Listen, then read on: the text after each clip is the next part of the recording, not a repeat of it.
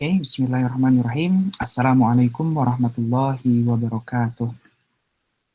Innal hamdalillah Waalaikumsalam. nahmaduhu wa nasta'inuhu wa nastaghfiruh wa na'udzu billahi min sururi anfusina wa min sayyiati a'malina may yahdihillahu fala mudhillalah wa may yudlil fala hadiyalah. Asyhadu an la ilaha illallah wahdahu la syarikalah wa asyhadu anna Muhammadan abduhu wa rasuluhu la nabiyya ba'dah. A'udzu billahi minasyaitonir rajim. Ya ayyuhalladzina amanu ittaqullaha haqqa tuqatih wa la tamutunna illa wa antum muslimun. Amma ba'du fa inna asdaqal hadits kitabullah wa khairal hadi hadiyu Muhammad sallallahu alaihi wasallam wa syarral umuri muhdatsatuha wa kullu muhdatsatin bid'ah wa kullu bid'ah dhalalah wa kullu dhalalah finnar. Alhamdulillah rabbil alamin. Segala puji bagi Allah Rabb semesta alam. Seraya kita memuji Allah Azza wa Jalla, kita memohon pertolongan kepada Allah, kita memohon ampunan kepada Allah.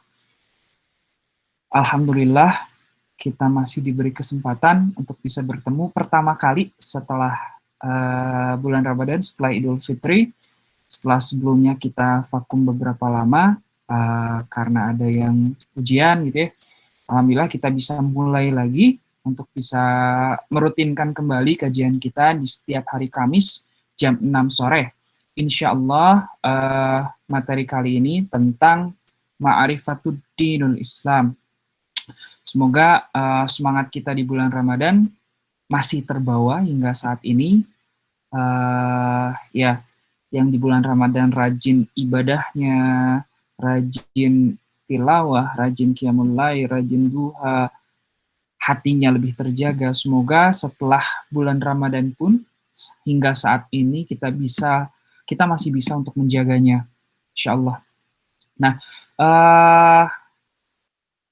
pertemuan kali ini kita akan membahas tentang ini, Ma'rifatuddinul Islam. Apa itu Ma'rifatuddinul Islam?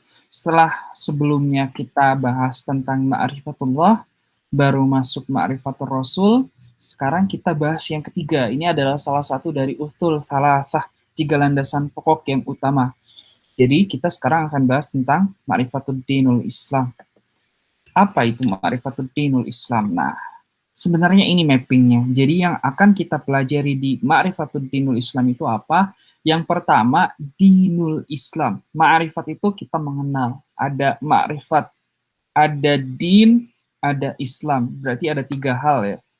Ma'rifat, mengenal, din, apa? Nah, makanya nanti kita akan bahas din itu apa. Baru berikutnya ada yang namanya Islam. Maka kita harus bahas sebenarnya din itu apa, Islam itu apa, baik secara bahasa maupun secara istilah. Secara garis besar setelah disimpulkan din itu apa, ada undang-undang, ada peraturan syariat, pola pikir sama amal yang akan dijadikan pegangan oleh manusia. Dan insya Allah pada pertemuan kali ini kita akan membahas satu persatu. Berikutnya, karena kita tahu din ini adalah syariat, pola pikir, amal, berarti ada komponen-komponennya. Nah, komponen-komponennya itu apa aja? Komponennya 1, rukun Islam, rukun iman, ihsan, muamalah, akhlak, dan adab. Sebenarnya nanti insya Allah kita hari ini akan membahas semua ini. Ya, halo? Apun, share screen-nya nggak muncul, Kang. Share screen-nya nggak muncul, sebentar ya. Ya. Oh iya. Sejak kapan? Dari yang mulai, Kang. Pas Sejak nyalain mulai, oh laptop. ya. Apun. Oh, apaan. Kayaknya langsung ke close kayaknya. Oke, sip. Jadi insya Allah pertemuan kita kali ini akan membahas tentang Ma'rifatuddinul Islam. Ini mappingnya ya. Oh ya, tadi berarti menjelaskan masih di awal-awal. Jadi mappingnya itu Ma'rifatuddinul Islam ada 3 kata ya, ada ma'rifat, ada din, ada Islam. Maka kita harus tahu juga sebelum membahas tentang ini secara bahasa, secara istilahnya apa. Oke, ma'rifat itu intinya mengenal, nanti ada din, ya, ada Islam. Din ini apa? Ada undang-undang, peraturan, syariat, pola pikir, sama amal yang dijadikan pegangan. Sedangkan ternyata Ma'rifatuddinul Islam ini ada banyak komponennya. Yaitu apa? Ada rukun Islam, ada rukun iman, ada ihsan, ada muamalah, akhlak, dan adab. Insya Allah pertemuan kita kali ini kita akan membahas keseluruhan ini. Apa saja argumentasinya, dalil-dalilnya baik dari Quran maupun di sunnah. Kayak kita masuk yang pertama. Sebelum kita masuk ke Ma'rifatul Dinul Islam, akan mau mereview dulu. Sebenarnya misi para nabi adalah ini. Sesungguhnya inna dina yang udallahil Islam. Sesungguhnya agama yang diridhoi oleh Allah hanyalah Islam. Jadi tiada berselisih orang-orang yang telah diberi Alkitab kecuali sesudah datang pengetahuan kepada mereka karena kedengkian mereka di antara mereka. Barang siapa kafir terhadap ayat-ayat Allah, maka sungguhnya Allah sangat cepat hisabnya. Jadi ini misi para nabi itu. Oke, seperti yang kita udah bahas di pertemuan sebelumnya. Nah, yang kedua, apa yang dilakukan? Nah, ini misi para nabi yang kedua. Dan kami telah turunkan kepadamu Al-Quran dengan membawa kebenaran. Membenarkan apa yang sebelumnya, kitab-kitabnya yang sebelumnya, dan batu ujian terhadap kitab-kitab yang lain itu. Maka putuskanlah perkara mereka menurut apa yang Allah turunkan. Putuskanlah perkara mereka menurut apa yang Allah turunkan. Dan jangan kamu mengikuti hawa nafsu mereka dengan meninggalkan kebenaran yang datang kepadamu.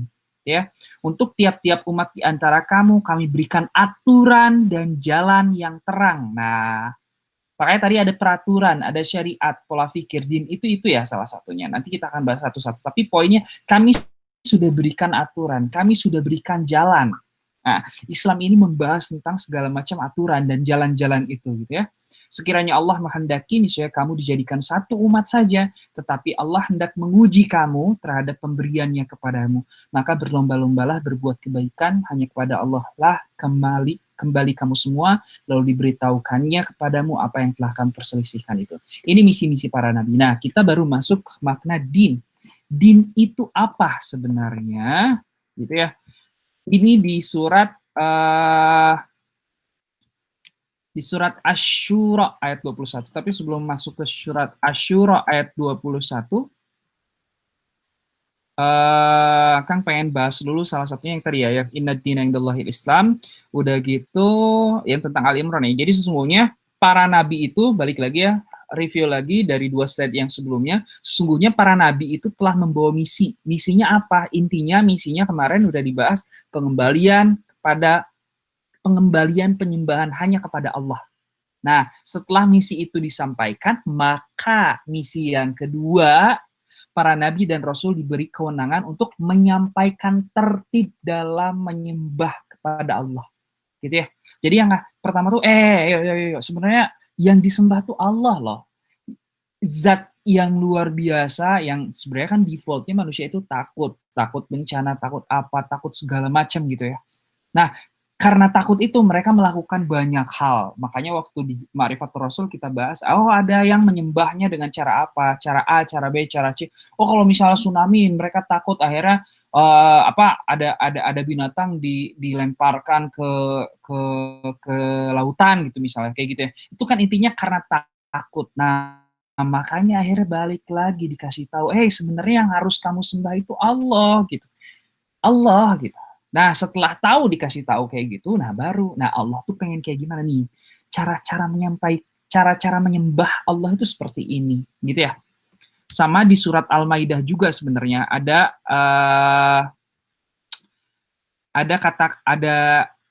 Al-Maidah ayat 48. Perkataannya seperti ini. Ini sebelum masuk ke sini ya. Ini masih masuk misi para nabi. Oke, sebelum masuk yang satunya lagi. Sebelum kita masuk membahas tentang makna din. Nah, kita akan bahas dulu sebenarnya misi-misi para nabi dulu. Secara sekilas, digaris besari dulu ya, dirangkum dulu yang kemarin. Di Al-Maidah ayat 48, Allah berkata seperti ini. Ada kata-kata likulli ja'alna minkum syir'atau wa minhaja. Itu ada petikan ayatnya. Jadi kalau Allah tuh anzalna ilaikal kitab. Kenapa Andre? Ada masalah Andre? Halo? Bukan Kang, bukan main si Parahan kayaknya. Di mute Oke, aja. Kang lanjut. Oke, sip. Oke ya. Jadi ada di surat Al-Maidah ayat 48 itu ada kata-kata likulli ja'alna minkum syir'atan wa minhaja. Nah, sebenarnya Qatadah menafsirkan ayat ini likulli ja'alna minkum syir'atan wa minhaja, untuk tiap-tiap umat di antara kamu kami berikan aturan dan yang jelas, aturan yang jelas ya. Kami berikan aturan yang jelas. Nah, aturan-aturan ini ya tadi apa aturan dan jalan yang terang itu. Nah, beliau berkata, kata Qatadah, yaitu jalan dan sunnah. Sunnah itu berbeda-beda. Di dalam Taurat terdapat syariatnya, di dalam Injil ada syariatnya, di dalam Al-Quran pun ada syariatnya. Di dalamnya Allah menghalalkan apa yang dikehendakinya dan Allah mengharamkan apa yang dikehendakinya. Buat apa? Biar tahu. Nah, siapa yang menaati Allah, siapa yang mendurhakai, gitu kan? Sama seperti halnya kayak awal Allah menciptakan iblis itu dari api. Lalu Allah menciptakan manusia itu dari tanah, gitu kan? Padahal iblis itu yang paling tahu. Beliau udah bertemu sama Allah. Beliau udah tahu Allah itu maha kuasa atas segala sesuatu, yang nggak boleh apapun yang diperintahkan nggak dilakukan, yang dilarang nggak boleh dilakukan. Yang dilarang nggak boleh dilakukan, gitu ya. Jadi benar-benar ya, kalau diperintah harus melakukan, kalau dilarang ya harus jangan dilakukan, gitu. Iblis paling tahu itu, gitu ya. Iblis paling tahu itu. Namun ketika Allah menciptakan manusia, sengaja diciptakan Allah, wallahu alam, tapi intinya manusia itu diciptakan dari tanah, gitu kan. Kalau misalnya dari secara logiknya mungkin waktu itu iblis, ngapain sih saya bersujud kepada tanah, gitu ya. Makanya kan di situ justru Allah menentukan syariat, Allah menentukan suatu ketentuan untuk apa ya? Sekali lagi untuk mengetahui siapa yang akhirnya menaati dan siapa yang akhirnya mendurhakai. Maka karena kita umat Nabi Muhammad SAW, maka tertib aturan penyembahan kepada Allah harus mengikuti tertib yang telah diajarkan oleh Nabi Muhammad Sallallahu Alaihi Wasallam, yaitu dinul Islam. Nah, baru kita bahas tentang dinul Islam itu apa. Nah, din itu berasal dari kata-kata ad-dayanu, ad-dayan. Ad-dayan itu bisa ad-dayan yang dapat bermakna al-qadhi. Qadhi itu apa? Hakim. Ya, gitu ya. Atau pemutus perkara, dapat bermakna juga al-muhasibu, gitu ya. Atau bisa jadi sebagai wal mujazi, yang membuat perhitungan. Itu secara ini ya, secara kata, berasal dari kata apa? Atau bisa jadi al-hakim, al-hakimu wasais, yang memerintah atau yang mengatur, secara bahasa seperti itu. Namun di surat ini secara istilahnya di Asy-Syura ayat 21 ini, Allah Subhanahu wa taala berfirman, apakah mereka mempunyai sembahan-sembahan selain Allah yang mensyariatkan untuk mereka agama yang tidak diizinkan Allah? Sekiranya tidak ada ketetapan yang menentukan dari Allah, tentulah mereka telah dibinasakan. Dan sesungguhnya orang-orang zalim itu akan memperoleh azab yang sangat pedih. Nih, sebenarnya Al-Maududi berkata tentang ayat ini ya, ada kata-kata ad-din, ya, minad-din, ada kata-kata din. Nah, Al-Maududi rahimahullah berkata, yang dimaksud dengan ad-din di ayat ini, di ayat Asy-Syura ayat 21 ini, apa? Din itu adalah undang-undang atau peraturan yang Allah kuasakan bagi dirinya. Maka sebenarnya tidak diragukan lagi bahwa orang itu berada dalam dinullah. Jadi kalau misalnya dia berada di situ, ya berarti dia berada dalam dinullah. Tapi kalau kekuasaan yang dia jadikan sandaran, misalnya seorang raja misalnya, maka ia berada dalam dinnya raja itu. Kalau kekuasaan itu berada di tangan para guru atau pendeta, maka ia pun berada dalam agama mereka. Makanya waktu dulu juga Rasulullah SAW ada salah satu kisah ketika ada salah seorang sahabat yang dulunya dia bukan Islam. Turun ayat Al-Quran. Mereka menyembah rahib-rahib mereka. Gitu. Akhirnya si sahabat ini berkata, ya Rasulullah, kami tidak menyembah mereka. Lalu Rasulullah berkata apa? Bukankah mereka mengharamkan apa yang Allah halalkan, menghalalkan apa yang Allah haramkan, dan kalian mengikutinya? Ya, itulah menyembah. Gitu ya. Jadi sebenarnya tadi, ya din itu apa? Berarti dia dinnya siapa? Dinnya pendeta, dinnya guru, dinnya raja, dinnya siapa? Gitu ya. Gitu ya. Kalau Ya, itu poinnya seperti itu. Nanti kita akan bahas, oh berarti gitu. Sekarang gimana dong? Kita kan berada dalam kekuasaan. Nah, nanti kita bahas kalau Indonesia gimana, kalau ini kayak gimana dan segala macam. Nanti akan kita bahas perbedaannya apa, titik temunya di mana. Oke. Berikutnya. Nah, ada di surat Al-Mu'min ayat 26. Nah, ini. Dan berkata Fir'aun kepada para pembesarnya, biarkanlah aku membunuh Musa, dan hendaklah ia memohon kepada Robnya, karena sesungguhnya aku khawatir ia akan menukar agama-agamamu atau membuat kerusakan di muka bumi. Bahasanya keren loh. Ayyubaddila dinakum au ayyuzhira fil ardil fasad. Aku khawatir ia menukar agama-agamamu atau membuat kerusakan di bumi. Baik, bisa kita jadikan pembelajaran di masa zaman now juga gitu. Karena banyak orang-orang yang kadang-kadang perkataannya bagus, ini kata-katanya bagus ya. Iya kan?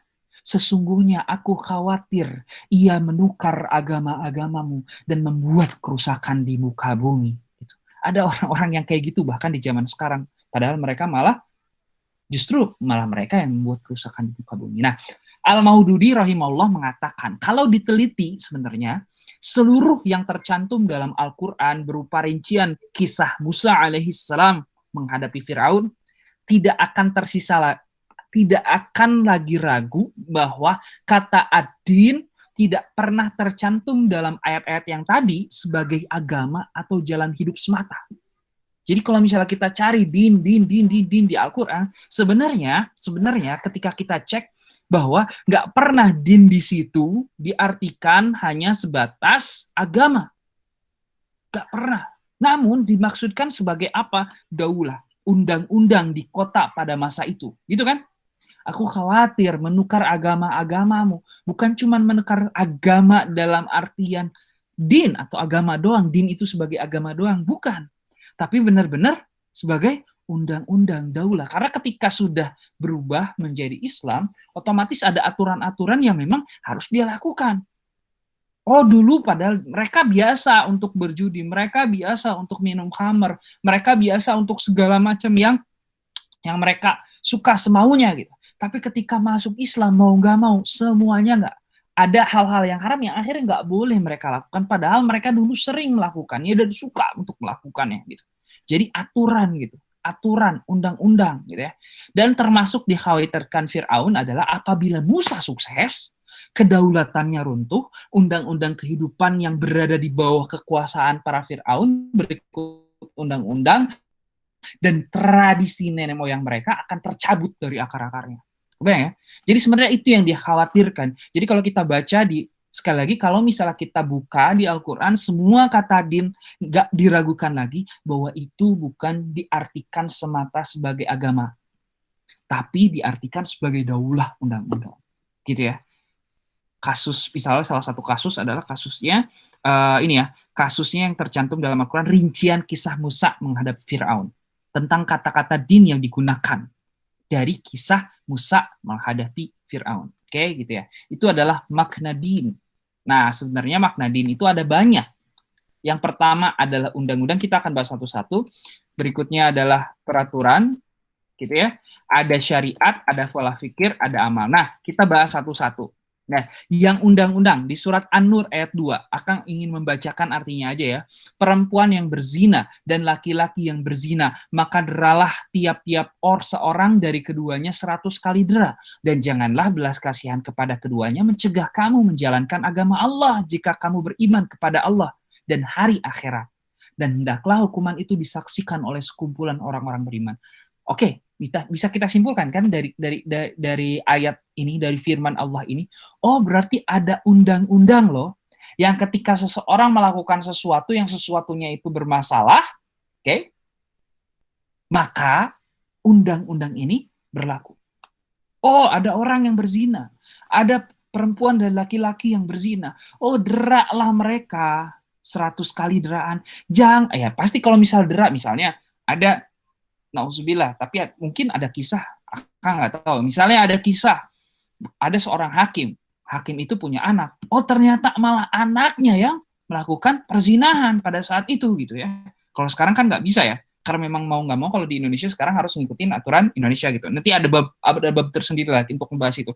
Tapi poinnya kalau dulu, pada saat dulu, ada hakim, mereka biasa untuk melakukan itu, melakukan undang-undang ini gitu ya.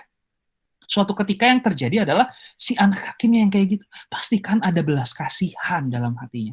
Duh, ya udahlah dicari-cari gimana caranya biar dia lolos nggak jerat atau kayak gimana segala macam lah gitu ya. Akhirnya enggak belas kasih itu ada. Kata Allah jangan sama sekali belas kasihan kepada keduanya mencegah kamu menjalankan itu ya. Pertama undang-undang. Yang kedua di surat At-Taubah ayat 36 ini berbicara tentang peraturan.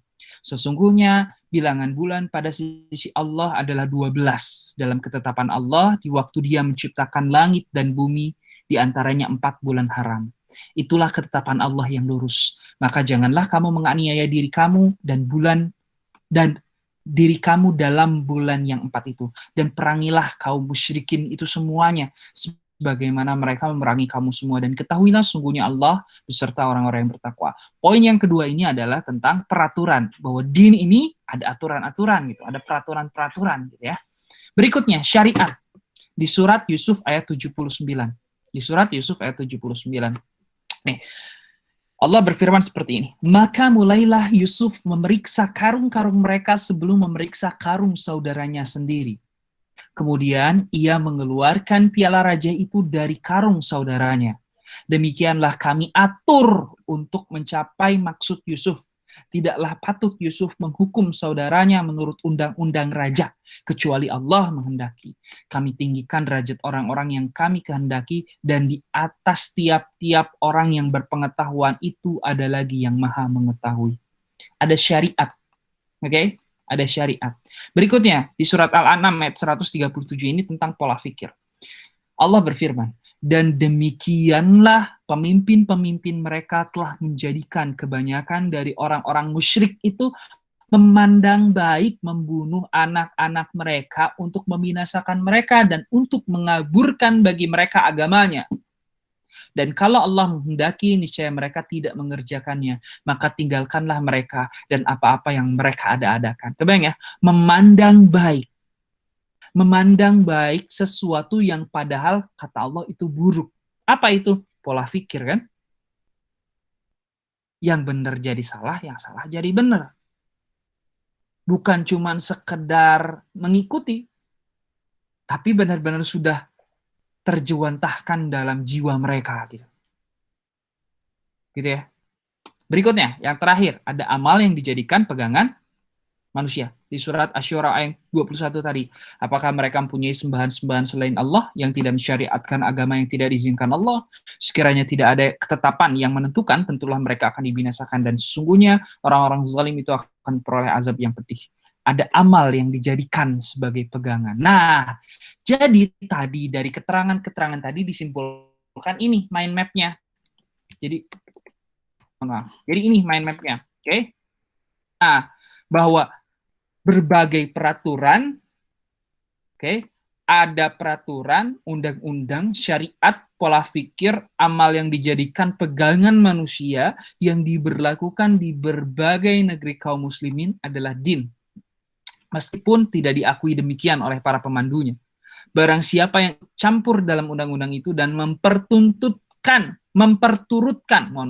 atau memperturutkan kemauan tagut dalam undang-undang itu. Tagut kita udah bahas waktu itu di Ma'rifatullah, kita udah bahas juga kan. Oh ya, sebenarnya yang kata Akang tadi nanti dibahas sebenarnya udah dibahas waktu dulu di Ma'rifatullah. Kita ngebahas tentang tagut itu apa. Nah, atau memperturutkan kemauan tagut dalam undang-undang itu, maka ia berada di luar agama Allah.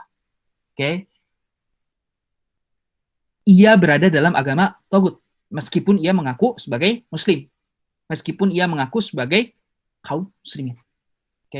Ada di surat Al-Baqarah 256 kan, barang siapa yang ingkar kepada tagut, beriman kepada Allah, maka sesungguhnya dia berpegang pada buhul tali agama yang kuat. Atau di 257-nya, Allah adalah wali orang-orang mukmin dan Allah mengeluarkan mereka dari kegelapan kepada cahaya, dan orang-orang kafir wali mereka adalah para tagut. Para togut itu mengeluarkan mereka dari cahaya kepada kegelapan, dan mereka itu penghuni neraka, dan mereka kekal di dalamnya. Jadi kesimpulannya nih, sebenarnya din itu ada yang dari Allah, ada yang dari selain Allah. Apapun aturan, undang-undang, syariat, pola pikir, amal yang dia jadikan pegangan manusia, ia akan menjadi din bagi orang yang mengikutinya. Bagi kaum muslimin semua yang dicantumkan di atas, maka din harus bersumber dari Quran dan Sunnah. Nah, apa itu sumbernya? Waktu itu kita udah bahas. Semua ibadah haram kecuali yang diperintahkan, segala muamalah halal kecuali yang diharamkan. Berarti khusus untuk misalnya ya bernegara, silahkan bebas kecuali ada yang batasan-batasannya gitu. Ada batasan-batasannya gitu. Contoh yang nggak boleh riba, contoh yang nggak boleh apa gitu ya, ada batasannya. Tapi intinya bebas, silahkan. Tapi kalau udah masuk ke salah satu bab misalnya riba, hati-hati nih, jangan sampai riba, bahaya gitu. Oke. Jadi din menurut pandangan Islam adalah apa-apa yang ditentukan oleh Allah dalam kitabnya yang bijaksana dan sunnahnya yang sahih, baik berupa perintah, larangan, maupun petunjuk untuk kemaslahatan di dunia dan di akhirat. Nah itu, ini tentang din. Nah berikutnya kita bahas tentang Islam. Apa itu Islam? Islam itu apa? Nah, ini secara bahasa Islam itu berasal dari kata aslama. Mungkin teman-teman udah sering mendengar aslama, artinya masuk ke dalam keselamatan. Masuk ke dalam keselamatan. Jadi, siapapun yang memeluk Islam berarti dia telah masuk ke dalam keselamatan. Allah berfirman ini di surat Al-Baqarah 111 sampai 112. Dan mereka berkata sekali-kali tidak akan masuk surga kecuali orang-orang Yahudi dan Nasrani, dan mereka berkata seperti itu. Demikian itu angan-angan mereka yang kosong. Katakanlah, tunjukkanlah bukti kebenaranmu jika kamu adalah orang-orang yang benar. Bahkan barang siapa yang menyerahkan diri kepada Allah sedang ia berbuat kebaikan, maka baginya pahala pada sisi Tuhannya, dan tidak ada kekhawatiran terhadap mereka, dan tidak pula mereka bersedih hati. Ini secara bahasa. Kalau secara istilah apa nih? Ini secara istilah. Secara istilah adalah penyerahan diri kepada Allah dengan tauhid, dengan ketundukan kepada Allah, menaati Allah, berlepas diri dari syirik dan orang-orang musyrik. Oke? Itu. Jadi Islam ini apa? Ini. Jadi dinul Islam adalah sistem. Sistem yang akhirnya menyerahkan diri kepada Allah, tauhid dengan sistemnya, ada aturan, ada undang-undang, pola pikir, amal yang dijadikan pegangan. Agar kita tunduk sama Allah, tunduk sama aturannya, dan berlepas diri dari syirik dan orang-orang musyrik. Jadi sekali lagi Islam bukan cuma sekedar agama, tapi Islam ini adalah sistem yang menyeluruh. Begitu ya. Nah, berikutnya ini akan munculkan di sini hanya tulisan hanya teks Arabnya, tapi akan coba untuk bacakan juga artinya. Ini hadis riwayat Muslim dari Ibnu Umar, dari Umar bin Khattab radhiyallahu anhu, dari Umar bin Khattab radhiyallahu anhu, ia berkata seperti ini. Ketika kami sedang duduk di dekat Rasulullah Shallallahu Alaihi Wasallam, tiba-tiba muncul seseorang yang berpakaian putih, berambut hitam pekat, tidak ada tanda-tanda dari mana ia datang. Lalu, dan tidak seorang pun juga mengenalnya. Jadi nggak ada tandanya dari mana dia datang, dan nggak ada satupun yang kenal. Akhirnya ia duduk di hadapan Rasulullah Shallallahu Alaihi Wasallam. Oke, bahkan kata-katanya seperti ini. Ia duduk menghadap beliau, menghadap Rasulullah, lalu menyandarkan kedua lututnya kepada kedua lutut Nabi Shallallahu Alaihi Wasallam dan meletakkan kedua tangannya di atas kedua paha Nabi. Masya Allah. Ini hadis benar-benar detail sekali. Pada saat itu dijelaskan kondisinya secara detail. Nah, seraya berkata si orang itu, "Wahai Muhammad, jelaskan kepadaku tentang Islam." Oke. Wahai Muhammad, jelaskan kepadaku tentang Islam. Tiba-tiba ada orang-orang datang, nggak jelas dari mana, nggak dikenal, nanya ke Nabi Muhammad kayak gitu ya. Lalu Rasulullah Shallallahu Alaihi Wasallam menjawab, Islam adalah hendaknya engkau bersaksi bahwa tiada Tuhan selain Allah dan Muhammad adalah utusan Allah. Mendirikan sholat, memberi zakat, saum di bulan Ramadan, dan melakukan haji jika mampu pergi ke sana. Itu kata Rasulullah Shallallahu Alaihi Wasallam. Dan si orang tadi, ia berkata, Sodak kota. Tiba-tiba sahabat heran. Ia bertanya, tapi ia pula membenarkan. Nah, heran tapi nggak ngobrol, dibiarin. Nah, lalu seseorang tadi gitu ya, seseorang tadi berkata, jelaskan kepadaku tentang iman. Rasulullah Shallallahu Alaihi Wasallam menjawab, yaitu engkau beriman kepada Allah, kepada para malaikatnya, kepada kitab-kitabnya, kepada rasul-rasulnya, dan hari akhir, serta engkau beriman kepada takdir yang baik dan takdir yang jelek.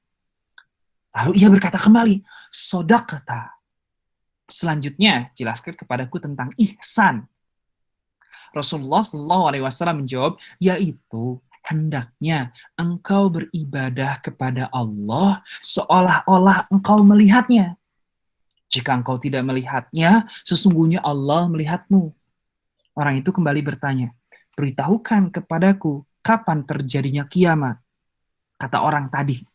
Rasulullah Shallallahu Alaihi Wasallam menjawab, tidaklah orang yang ditanya mengetahui dari orang yang bertanya. Orang tersebut bertanya lagi, kalau begitu, berikan tanda-tanda terjadinya kiamat.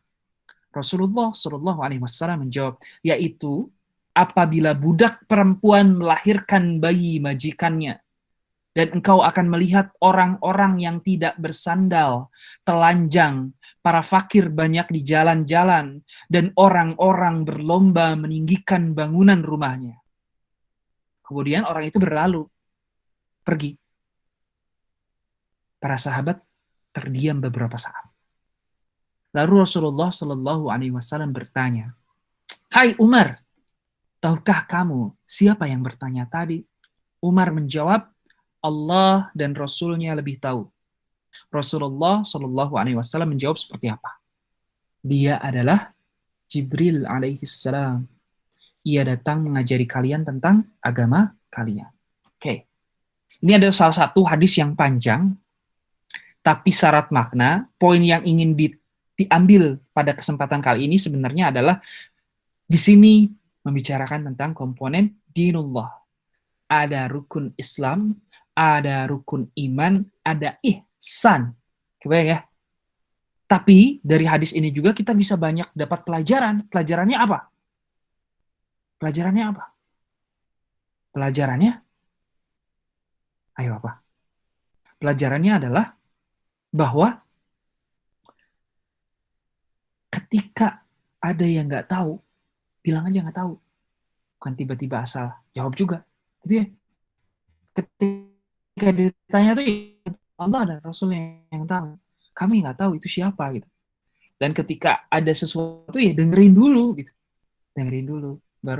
Baru ketika ditanya baru coba untuk merespon. Balik lagi ke poinnya yang akan kita ambil dari sekarang. Nah, jadi hadis ini kita dapat 3 komponen.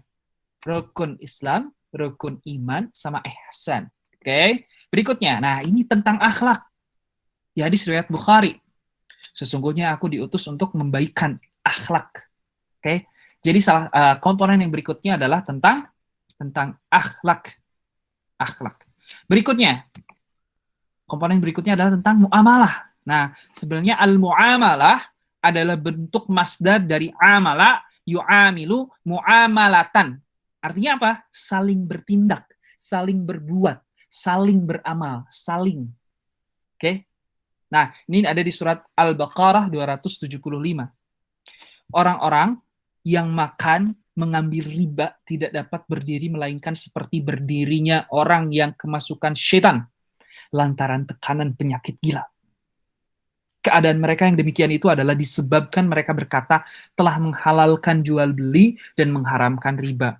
Orang-orang yang telah sampai kepadanya larangan dari Tuhannya, lalu terus berhenti dari mengambil riba, maka baginya apa yang telah diambilnya dahulu sebelum datangnya larangan. Dan urusannya terserah kepada Allah. Orang-orang yang mengulanginya, maka orang itu penghuni neraka, mereka kekal di dalamnya. Atau ada lagi dalil tentang muamalah di hadis riwayat Abu Daud.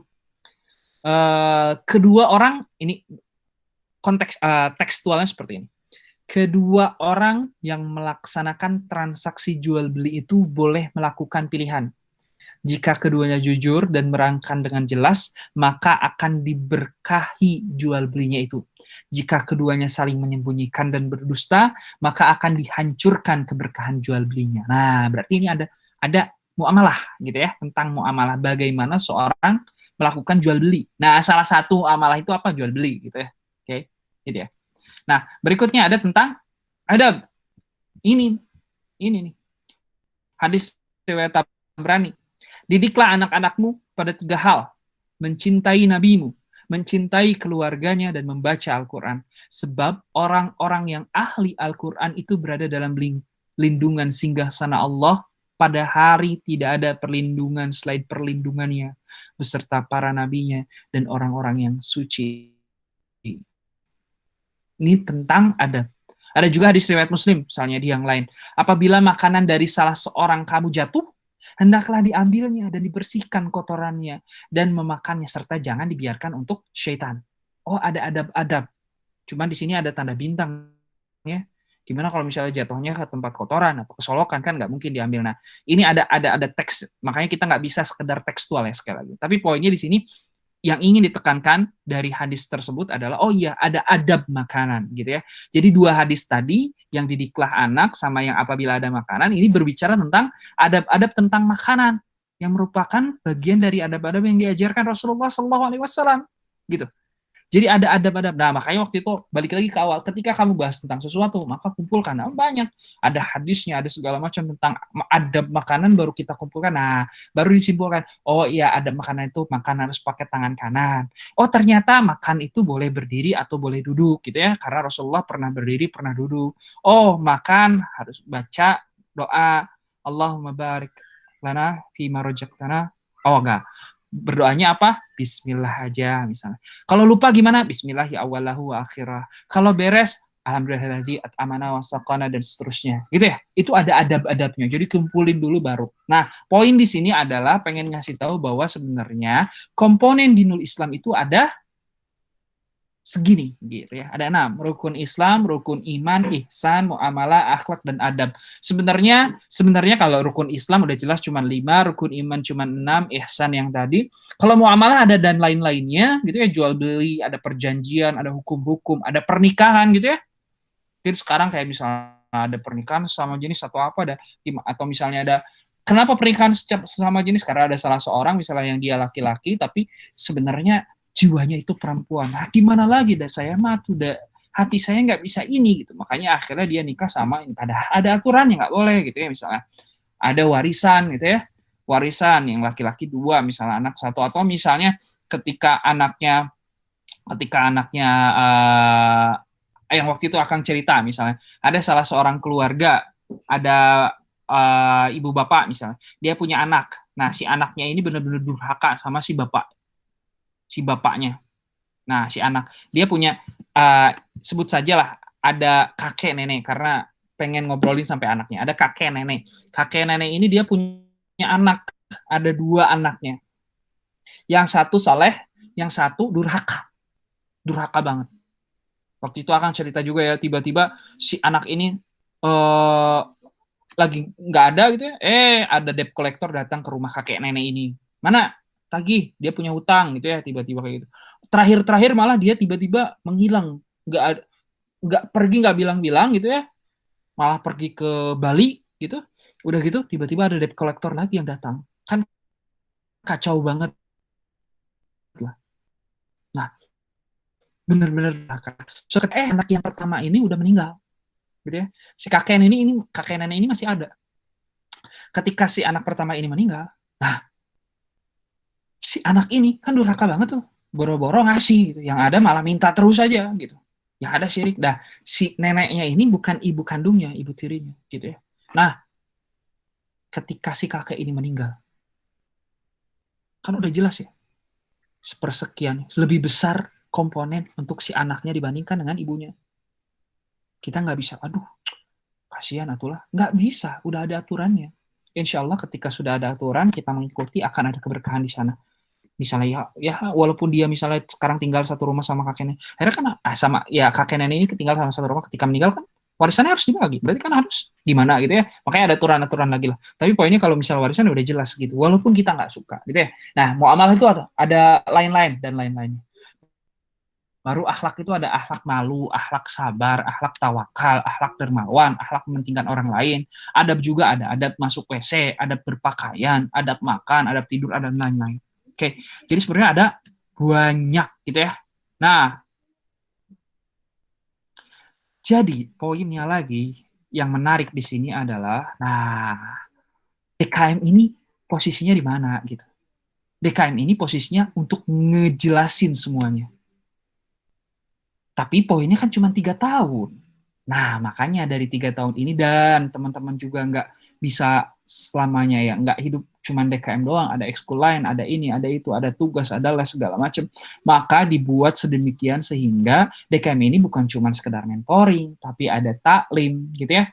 Ada misalnya rihlah, ada yang namanya mabit, bermalam misalnya di masjid, ada yang namanya kemana misalnya camping, untuk apa? Masing-masing itu punya porsi, untuk apa? Untuk memahamkan semua itu gitu. Jadi poinnya tadi komponen dinul Islam itu perlu difahamkan semuanya. Cuman sekali lagi nggak bisa semuanya langsung difahamkan karena ya tadi biasanya kalian juga mentoring seminggu ya 2 jam gitu. Udah gitu kadang-kadang nggak hadir juga kan gitu ya. Makanya ada porsi, oh iya di sini mentoring, mentoring memahamkan tentang ini, KIT memahamkan tentang akidahnya, baru ada detail-detailnya nanti di mentoring karena KIT kan pengennya simple, cepat, tapi intinya kalian langsung dapat secara garis besar pemahaman seperti apa tentang akidah. Baru nanti detail-detailnya bisa di mentoring. Oh, tadi juga kan ngebahas tentang muamalah, ngebahas tentang adab, ngebahas tentang apa, kan nggak dibahas di KIT gitu. KIT itu bahas cuman, oh iya, makanya komponen-komponen Islam itu ada kayak gitu. Baru berikutnya yang dibahas di mana. Nah, nanti ada, makanya kalau di hari Kamis ini kan minggu depan kita bahas tentang fikih misalnya. Baru sekarang bahas tentang ini KIT, baru minggu depan tentang fikih. Di fikihnya tentang apa? Misalnya bisa jadi nanti bahas tentang sholat. Semua tentang permasalahan sholat kita bahas. Baru berikutnya kapan-kapan lagi kita bahas tentang toharoh dulu gitu ya. Kita bahas tuntas toharoh. Karena kalau misalnya toharohnya nggak sah, berarti sholatnya nggak sah, segala macamnya nggak salah masalah kan. Berarti kita bahas tentang toharohnya, kita bahas tentang sholatnya, kita bahas tentang apanya gitu ya. Gitu. Makanya di fikih bahas tentang berbagai macam hal seperti itu. Maka tadi ya poinnya nanti insya Allah, dan sekarang juga insya Allah alumni sedang godok gitu ya.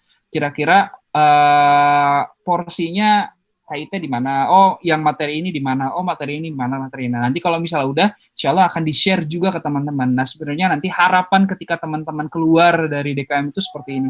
Jadi pengennya itu akan bahasanya kemarin ngobrol ke pengurus tuh, jadikan DKM ini sebagai pesantren kalian gitu. Mau nggak mau ya kalian kan pengen sukses dunia akhirat. Kalau dunia mau udah jelas karena kalian sekolah, pasti kalian capai itu gitu. Karena ada tugas-tugas segala macam yang biasanya yang agak kurang perhatian itu adalah tentang din. Pengen sukses akhirat, tapi pemahamannya kurang. Makanya pengen difahamkan di sini gitu ya. Dengan apa ya? 2 mentoring, udah gitu kajian, mentoring, kajian, udah gitu nanti ada riklah, ada apa kayak gitu. Dan insya Allah ini dirancang selama 3 tahun. Jadi kebayangnya juga nanti teman-teman tuh, oh iya seperti ini. Karena apa, sekali lagi balik lagi, dinul Islam itu sistem, bukan cuma sekedar agama, tapi benar-benar menyeluruh. Nah maka teman-teman juga harus paham, karena dulu juga Akang cuma taunya ya agama, Islam itu cuma hubungan dengan ibadah saya pada Allah, nggak tahu dengan yang lain. Ternyata banyak hal-hal yang nggak bisa dilepaskan dari itu, tentang muamalah, tentang jual beli, tentang macam-macam, itu ada di sini aturan-aturannya. Walaupun tadi secara garis besar semua ibadah haram kecuali yang diperintahkan, semua muamalah halal kecuali yang diharamkan, tapi kan kita nggak tahu yang diharamkannya apa. Tapi kan kita nggak tahu yang diperintahkan apa. Maka kadang-kadang kebablasan, malah ibadah yang nggak diperintahkan dikerjakan, malah muamalah yang harusnya haram malah dikerjakan, gitu kan? Jadi nyambung dua-duanya seperti itu. Nggak, insya Allah ini slide yang terakhir ini. Gitu ya, penutup. Di surat Al-Baqarah ayat 208. Ya ayyuhalladzina amanu dukhulu fis-silmi kaffah wa la tattabi'u khutuwatis syaitan innahu lakum aduwwum mubin.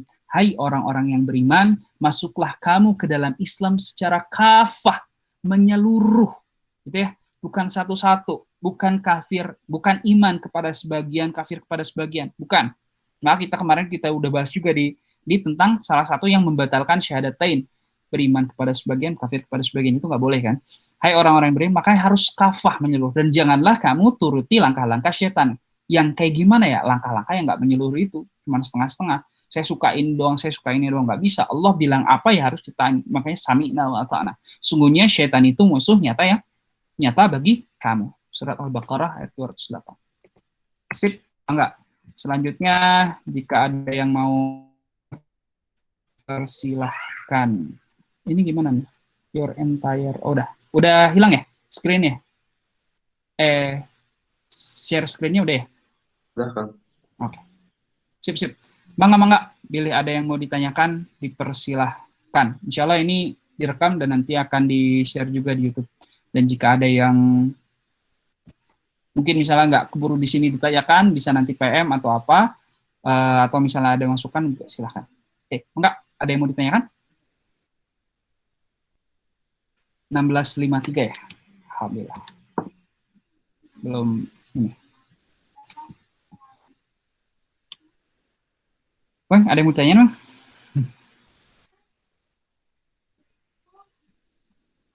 Belum, Kang. Sebentar, Kang. Ini. Masih merenung. Kayak gitu ya. Tapi poinnya yang pengen disampaikan di sini adalah ini, dinul Islam itu bukan cuma sekedar agama, tapi benar-benar menyeluruh. Semua sistem ada di sana. Nah, baru kita harus belajar tentang itu. Apa aja sih, biar kita tahu mana yang boleh, mana yang enggak. Seperti itu. Oke. Ya tuh kalau misalnya nggak ada yang ditanyakan, mungkin pertemuan kita hari ini sampai situ, insya Allah. Semoga bermanfaat. Sekali lagi, jika ada yang mau ditanyakan, silahkan ditanyakan, baik itu saran, pertanyaan, atau apapun. Insya Allah, semoga pertemuan kita semakin lama semakin baik lagi, semakin barokah lagi. Kita tutup dengan hamdalah bersama-sama. Alhamdulillahirabbil alamin. Istighfar sebanyak-banyaknya. Astagfirullah. Dan doa akhir majelis, subhanakallahumma rabbana wa bihamdika asyhadu an la ilaha illa anta astaghfiruka wa atubu ilaik. Aqulu qouli hadza wa astaghfirullaha li wa lakum. Assalamualaikum warahmatullahi wabarakatuh. Ketemu lagi minggu depan, insyaallah kita akan bahas tentang fikih. Gitu ya. Mangga. Jazakallah, Kang.